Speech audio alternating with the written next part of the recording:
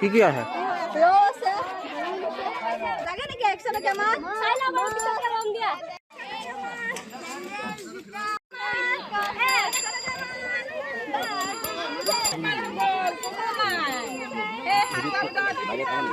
যোৱাকালি আলু পঢ়া কৰিবলগীয়া হ'ল যে সেইকাৰণে আজি হাললৈ অহা দেৰি হ'ল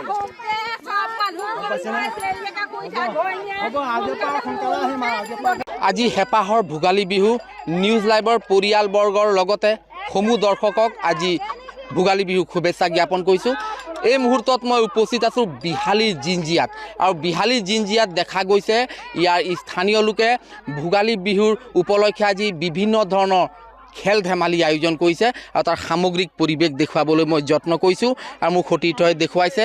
এনেদৰে দেখা পোৱা গৈছে এই জিঞ্জিয়া অঞ্চলৰ এই ছাত্ৰ ছাত্ৰীসকলে এনেদৰে আজি ভোগালী বিহু উপলক্ষে এই ভেকচন প্ৰতিযোগিতা এনেদৰে ছাত্ৰ ছাত্ৰীসকলে অংশগ্ৰহণ কৰিছে তাৰ দৃশ্যাংশ মই দেখুৱাইছোঁ।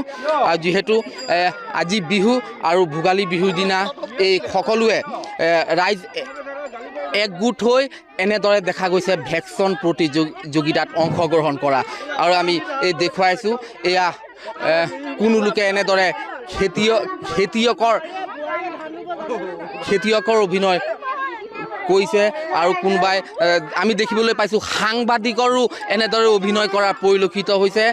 এনেদৰে তেওঁলোকে নিজৰ যি প্ৰতিভা এনেদৰে এই ভেকচন প্ৰতিযোগিতাত এনেদৰে তেওঁলোকে দেখুৱাবলৈ চেষ্টা কৰিছে আৰু তাৰ আমি সামগ্ৰিক দৃশ্য দেখুৱাইছোঁ।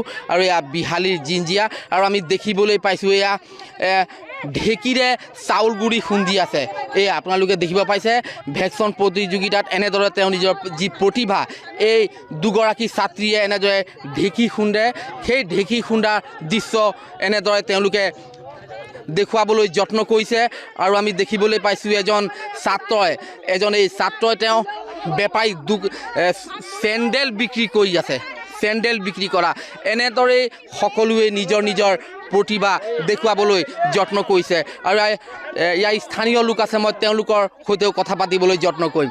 আজি এক ব্যাপক ৰূপত দেখা গৈছে আজি বিহুৰ দিনা, কি ক'ব? হয়, সকলোকে ভোগালী বিহুৰ শুভেচ্ছা জ্ঞাপন কৰিছোঁ।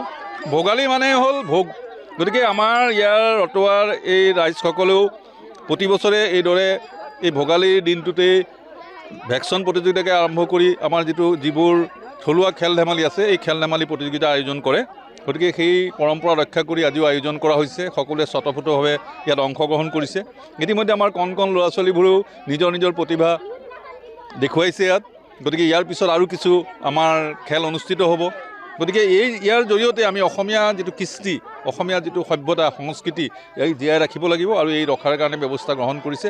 আমি সদৌতিলৈ ধন্যবাদ জ্ঞাপন কৰিছোঁ আৰু আশা ৰাখিছোঁ এইদৰে যিটো ভোগালী উৎসৱে আমাৰ মাজত একতাৰ যিটো এনাজৰীডাল সুদৃঢ় কৰিব আৰু সকলোকে এইদৰে নিজৰ সভ্যতা সংস্কৃতি ৰক্ষা কৰাৰ ক্ষেত্ৰত অগ্ৰণী ভূমিকা পালন কৰিব। ইয়াকে আশা কৰি আমি সকলোকে ভোগালীৰ শুভেচ্ছা জ্ঞাপন কৰিছোঁ, ধন্যবাদ জ্ঞাপন কৰিছোঁ। আমি দেখুৱাইছোঁ আৰু এনেদৰে এই গাঁৱৰ আজি দিনজোৰা কাৰ্যসূচীৰে যিহেতু আজি ভোগালী বিহু, তেওঁলোকে এনেদৰে আনন্দ উল্লাসৰ মাজতে সকলো আৰু খন্তেক সময় পিছতে ইয়াত বোৱাৰী জীয়ৰী সকলোৱে ওলাই আহি তেওঁলোকে এনেদৰে আনন্দ উল্লাস কৰিব বুলি ইতিমধ্যে আমি গম পাইছোঁ, কি ক'ব?